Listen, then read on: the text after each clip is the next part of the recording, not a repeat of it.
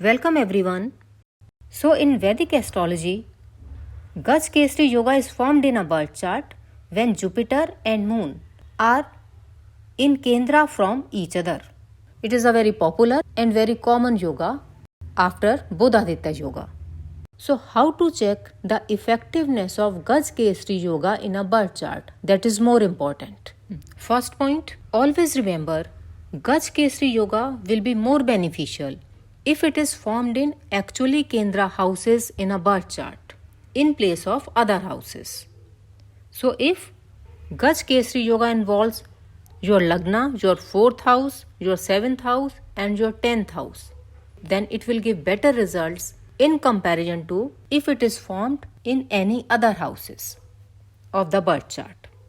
Second, if Gaj Kesri Yoga is being formed by conjunction of Jupiter and Moon in the birth chart, then their closeness matters. For example, if Jupiter is at 8 degrees and Moon is at 10 degrees in the birth chart, the difference between the two will be 2 degrees. So they are more close. But if Jupiter is at 8 degrees and Moon is at 20 degrees, then the difference increases to 12 degrees. So which yoga will be better? The first one. So more close Jupiter and Moon will be, better results you will get from Gaj Kesri Yoga. Effectiveness will keep on decreasing as their distance between the two planets will keep on increasing when they are conjunct in the same house.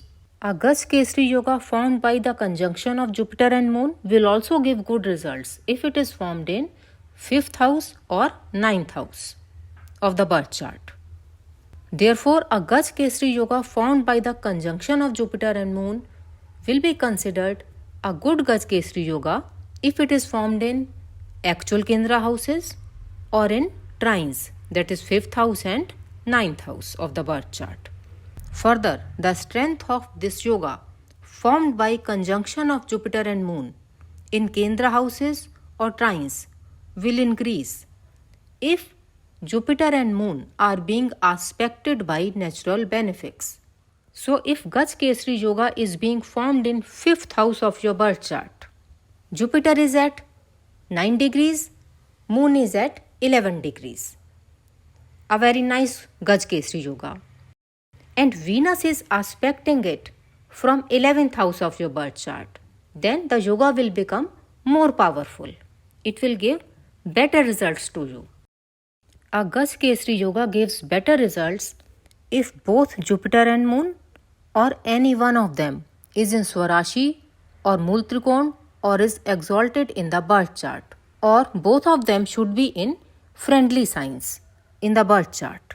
For example, if in your birth chart both Moon and Jupiter are placed in the sign of Cancer, then definitely Moon is in Swarashi and Jupiter is exalted in the sign of Cancer. So this is a very good Gaj Kesri Yoga. But if Moon is in the sign of Cancer in the birth chart and Jupiter is placed in the sign of Capricorn in the birth chart, definitely Jupiter and Moon are in Kendras from each other. But this Gaj Kesri Yoga will fail because Moon is in Swarashi and Jupiter is debilitated in the birth chart. So how it can be effective? But in this case, you should check D9 chart also and check in D9 chart Moon and Jupiter if both are in better positions. None of them should be debilitated in D9. Then this yoga can give good results. In earlier years, you cannot receive any results or any good results from this yoga. But in later years of life, if you have dasha of Moon or Jupiter in your life, then definitely this yoga will help you to grow, to flourish and gain more prosperity, fame, respect, power, etc. in life.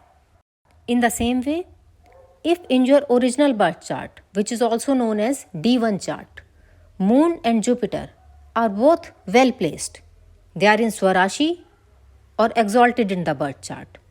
But when you consider D9 chart, one of them is debilitated, then what will happen? In initial years, you can expect good results, but in later part of your life, this Gaj Kesri Yoga will become ineffective. Next point. Gaj Kesari Yoga will give you better results in your life if it is being formed in your D1 chart, that is in your original birth chart, and also it is being formed in your D9 chart.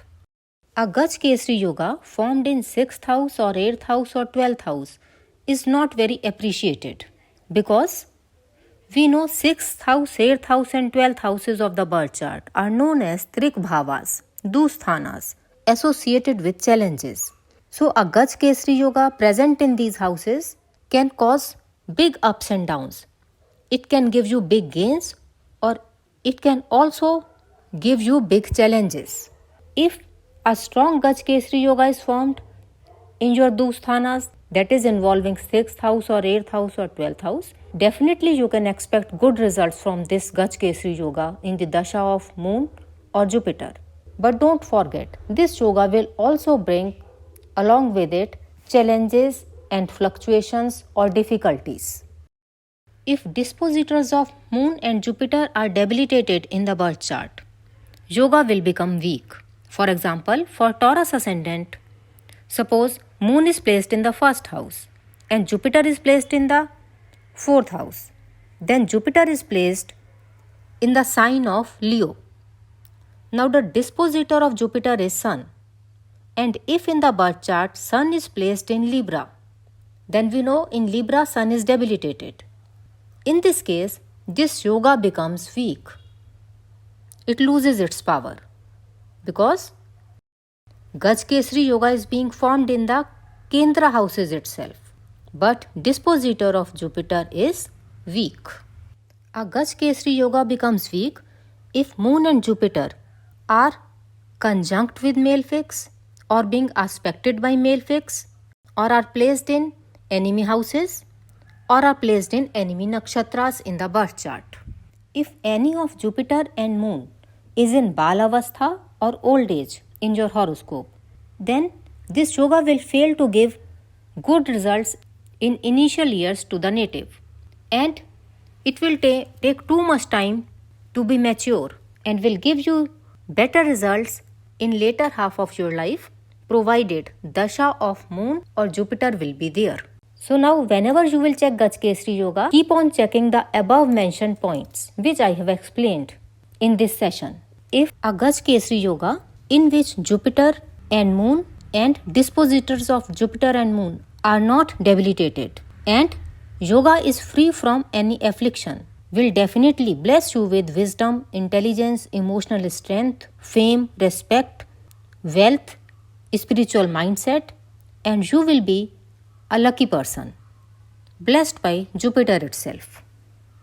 These are the horoscopes of two famous personalities.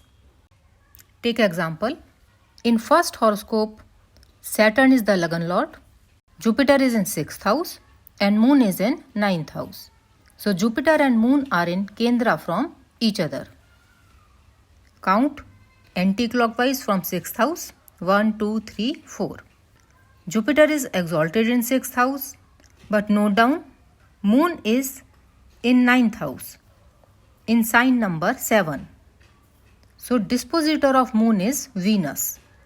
And in the birth chart, Venus is placed in 8th house, in the sign of Virgo. And we know Venus is debilitated in the sign of Virgo. So this is not a good Gaj Kesari Yoga, as the dispositor of Moon is debilitated. I have told you earlier that if in a Gaj Kesari Yoga, dispositors of Jupiter or Moon is debilitated, it will not be considered a good yoga. In this birth chart, Lagan Lord is Venus. Both Jupiter and Moon are in 10th house of the birth chart. And in 10th house, we have sign number 4. And we know Moon is in Swarashi in Cancer and Jupiter is exalted in Cancer. So a Gaj Kesari Yoga in which Moon is in Swarashi and Jupiter is exalted is being formed in this birth chart.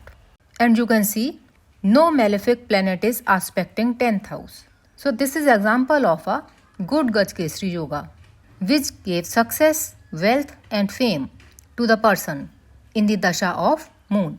So in this way, you can interpret a Gaj Kesari Yoga in a birth chart by applying the rules which I have explained you earlier in this session.